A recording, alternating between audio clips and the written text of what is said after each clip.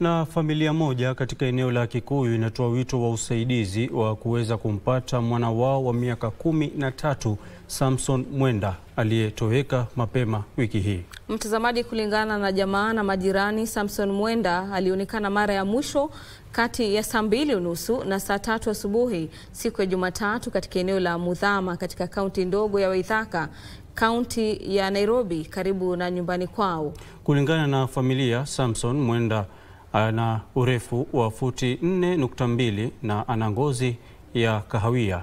Anazungumza Kiswahili, Kimeru na ana akili timamu. Wakati alipotoweka, mwanafunzi huyo wa shule ya msingi ya Nembo alikuwa amevalia suruali iliyoonekana kuwa kwenye picha pamoja na viatu vyeusi, jaketi nyeusi na shati jeusi. Familia yake inatoa wito kwa mtu yeyote aliyemuona au mwenye taarifa yoyote kumhusu awasilishe taarifa hizo katika kituo cha polisi kilicho karibu au kumpigia simu mamake Jacqueline Kananu kupitia nambari 0758 597 300. Ninarudia mtazamaji, nambari ni 0758 597 300.